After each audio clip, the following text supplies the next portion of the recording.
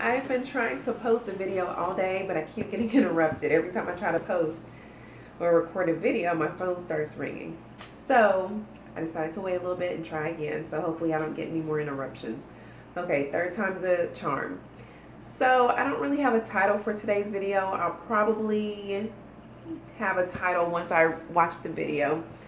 But I kind of just want to talk about a few things and okay, so let's start this. You guys have been out and you've looked and shopped for a cell phone provider, a cable provider. So just for instance, you guys call the cell phone company or the cable provider or the satellite provider, and you tell them that you're looking for service and you're wanting to know how much their packages are and really try to find the most bang for your buck. So when you call, they're really, really nice. They tell you about all the great specials they have and set up all these great expectations for you and being a customer with them and how awesome it's going to be. And then once you get under service or contract with them, it's not so easy to deal with them, right? So you call them, you're on hold for a long time. They're not very helpful when you call them. It takes a long time to get things done, or you keep having reoccurring problems. So that kind of gets me thinking about our relationship. So when you first met your husband or your fiance, you guys dated, you did things for him to show him what a great, mate you are. You cooked for him, or you bought him nice gifts, or he bought you nice gifts. He took you nice places. And so that just makes me think, okay, so how much of that is done up front, and how long does it last after, you're invested in the relationship at some point? Do you still date each other? Do you still try to impress each other? Do you do things for them just to make them happy?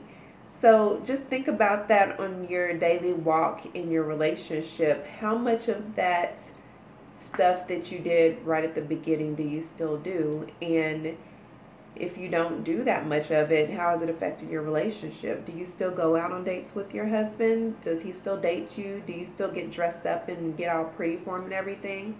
I hope a lot of you will say it's true. You do those things still. But I know sometimes, you're married, you start having children, things get busy, you get jobs, you start working, and you just, things get hectic. Things don't always go the way you think they're going to go.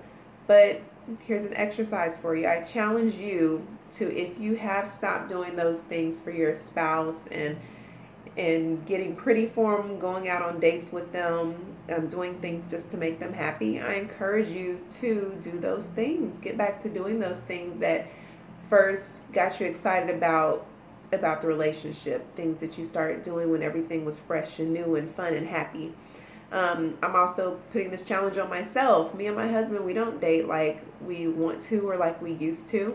We work long hours. We get off later in the evening. By the time we get home and get undressed and cook dinner, we're exhausted usually from the day, only to get right back up the next day and everything starts all the way over. So that's my challenge for you. That's my challenge for myself, is to do things just because. Do things just because you love him.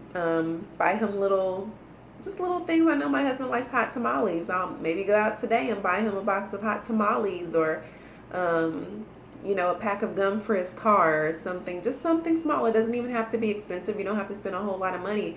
Or maybe some days when you're home from work, you get off work and you get undressed. I know I'm guilty of it. I throw on my sweatpants and a t-shirt. Maybe for a change, keep your makeup on, or wear something like a little dress around the house, something that's cute and something where he's like, you look good today. So just something to think about, ladies. I hope you all have a great weekend. See you later.